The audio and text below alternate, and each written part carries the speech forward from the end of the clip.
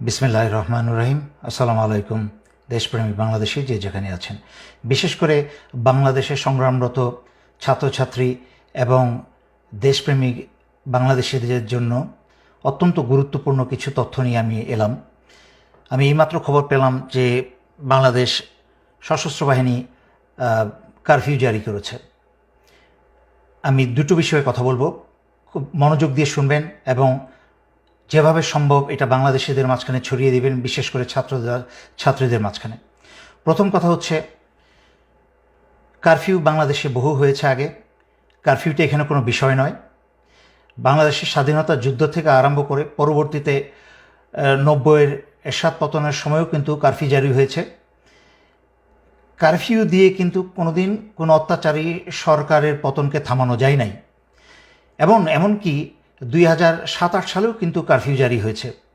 তখনও কিন্তু সেনাবাহিনীর অফিসারদের কিছু বলস ছিল, কারণ যেভাবেই হোক, নাটকীয়ভাবেই হোক, রাজনৈতিক তথাকথিত নেতাদেরকে এবং চোর বদমাশদেরকে কিন্তু জেলে ভরেছিল। কিন্তু এখন তো সেনাবাহিনী অফিসারদের কোনো বিচিই নেই, বলসই নেই।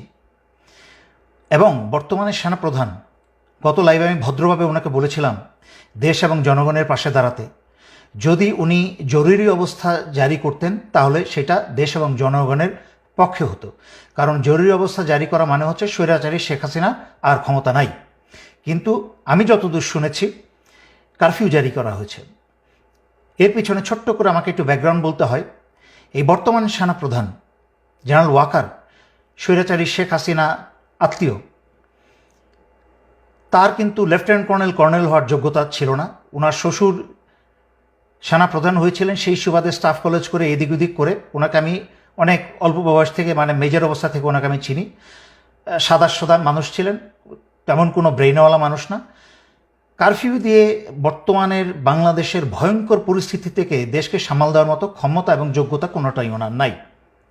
আমি অবাক হচ্ছি যে ওনার সেই যোগ্যতা না থাকতে পারে, কিন্তু বাংলাদেশের অন্যান্য ডিভিশন কমান্ডার এবং জেনারেল যারা আছেন তাদেরকে তো বেশিরভাগই আমি চিনি।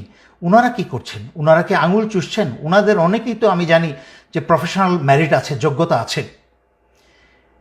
সাহসিকতা না থাকতে পারে তারা তো এই সেনাপ্রধানকে বলতে পারতো যে আপনি জনগণের বিরুদ্ধে যাবেন না। কিন্তু যেই জিনিসটার আমি ভয় পাচ্ছিলাম সেটাই হলো। আমি জানতাম যে স্বৈরাচারী শেখ হাসিনার সর্বশেষ শয়তানি হবে দেশে একটা গৃহযুদ্ধ লাগিয়ে দিয়ে যেতে। সে পালানোর আগে দেশে একটা গৃহযুদ্ধ লাগিয়ে দিয়ে যাবে, এবং এই গৃহযুদ্ধে করবে কি, সশস্ত্র বাহিনীকে জনগণের শত্রু বানিয়ে দিয়ে যাবে। দেশে যেন জনগণ এবং সশস্ত্র বাহিনী ইউনিফর্ম এবং জনগণের মাঝখানে রক্তারক্তি হয়, এবং এই সুযোগে স্বৈরাচারী শেখ হাসিনা তার দলবল নিয়ে পালাতে পারে। তার চেয়েও ভয়ঙ্কর অবস্থা হচ্ছে যে আমি অত্যন্ত বিশ্বস্ত সূত্রে খবর পেলাম যে ভারতের বাংলাদেশে শতখানিকের উপরে কিলার ঢুকিয়েছে। ঠিক যেভাবে বিডিআর হত্যার সময় বাংলাদেশে প্রবেশ করানো হয়েছিল, সেইভাবে বাংলাদেশে রয়ের কিলারদেরকে প্রবেশ করানো হয়েছে।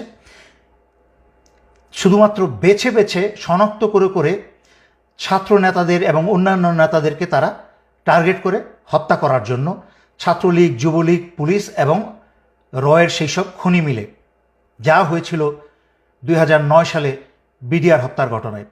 এবং আশ্চর্যজনক মিল পাবেন, 2009 সালে এই বর্তমান সেনা প্রধান 46 ব্রিগেডে তখন তার পোস্টিং ছিল।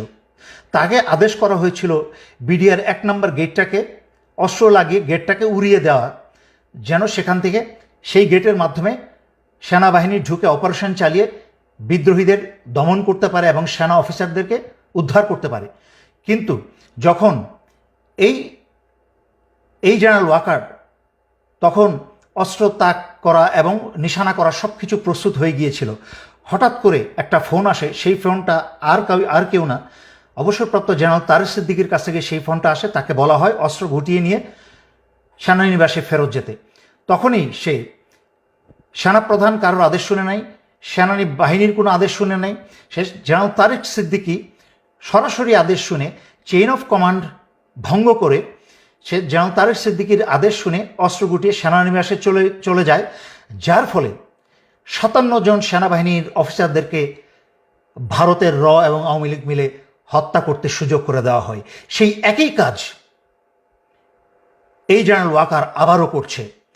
ভারতের রকে যুবলীগ এবং ছাত্রলীগ এবং গোপালী পুলিশদেরকে ব্যবস্থা করে দিচ্ছে বাংলাদেশের মেধাবী ছাত্রদের এবং বাংলাদেশের অন্যান্য আন্দোলনরত যারা চিহ্নিত ছাত্রছাত্রী তাদেরকে হত্যা করার জন্য।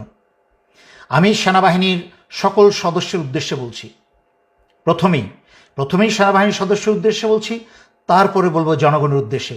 সেনাবাহিনীর সকল সদস্যের উদ্দেশ্যে বলছি, আপনারা দয়া করে ভুলেও এই ফাঁদে পা দিবেন না। আপনারা আদেশ অমান্য করুন, কারণ আপনাদেরকে সারা দুনিয়ার সামনে জনগণের শত্রু বানানো হচ্ছে।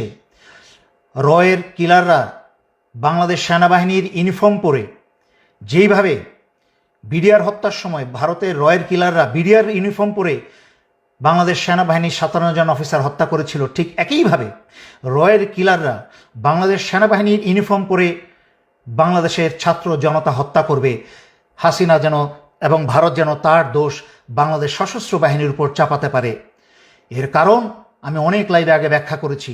স্বৈরাচারী শেখ হাসিনা রাজনীতিতে এসেই ছিল তার বাবা এবং পরিবারের হত্যার প্রতিশোধ নিতে, এবং সংবাদ মাধ্যমে এবং জনগণের সামনে বহু মানুষকে সাক্ষী রেখে, বিবিসিকে সাক্ষী রেখে সে বলেছিল যে রাজনীতিতে ফিরেই এসেছে তার পরিবারের হত্যার প্রতিশোধ নিতে এবং সশস্ত্র বাহিনীকে, বিশেষ করে সেনাবাহিনীকে সে ধ্বংস করে ছাড়বে। তাই আমি আপনাদেরকে স্মরণ করিয়ে দিচ্ছি শয়তানের পথ থেকে দূরে ফিরে আসতে এবং নিজের বিবেককে কাজে লাগাতে, নিজের দেশের জনগণের উপরে নিজে তো দূরের কথা অন্য কাউকে অস্ত্র চালানোর সুযোগ দিবেন না। আপনারা কারফিউ থেকে জরুরি অবস্থায় ফিরে যান। সেনাপ্রধানকে প্রয়োজন আপনারা অস্ত্র ধরে বসেন। আপনারা কেউ এই কারফিউতে যাবেন না। আপনারা ক্ষমতা হাতে নিয়ে নিন, দেশের দায়ভার আপনারা ক্ষমতাভার হাতে নিয়ে নিন, যেন বাংলাদেশের জনগণকে কেউ হত্যা করতে না পারে। আমি আবারও স্মরণ করিয়ে দিচ্ছি, ভারত এবং আওয়ামী লীগ তথা শেখ হাসিনা মিলে জনগণকে হত্যা করে সেই দায়ভার আপনাদের উপর আজীবনের জন্য চাপিয়ে দিবে। সর্বশেষে বাংলাদেশ সশস্ত্র বাহিনীকে পঙ্গু করে ধ্বংস করে দিয়ে যাবে সে যাবার আগে। আর জনগণের উদ্দেশ্যে বলছি, আপনারা কারফিউ জারি করার পরে সংঘবদ্ধভাবে সবাই যার যার এলাকায় একটা শক্তিশালী অবস্থানে যাবেন। কোনো অপরিচিত মানুষকে আপনাদের মাঝখানে প্রবেশ করতে দিবেন না। যখনই কোনো অপরিচিত ব্যক্তি আপনাদের দিকে অগ্রসর হবে, যেহেতু কারফিউ জারি করা হয়েছে, আপনার উন্মুক্ত রাস্তাঘাটে থাকার কথা না, কিন্তু কারোর আপনার ঘরে ঘরে অফিসে আদালতে যাওয়ার কথা না। যদি কেউ আপনাদের ঘরে অফিসে আদালতে অনুপ্রবেশ করার চেষ্টা করে, আপনাদের হাতে পাথর, ইট, অস্ত্র, আগুন, তেল যা আছে তাদেরকে ছুঁড়ে মারবেন, কিন্তু তাদের কাউকে আপনাদের কাছে আসতে দিবেন না। বাংলাদেশ একটা ভয়ঙ্কর সময় অতিবাহিত করছে। আমরা অতীতে এরকম ভয়ঙ্কর সময় অতিবাহিত করেছি।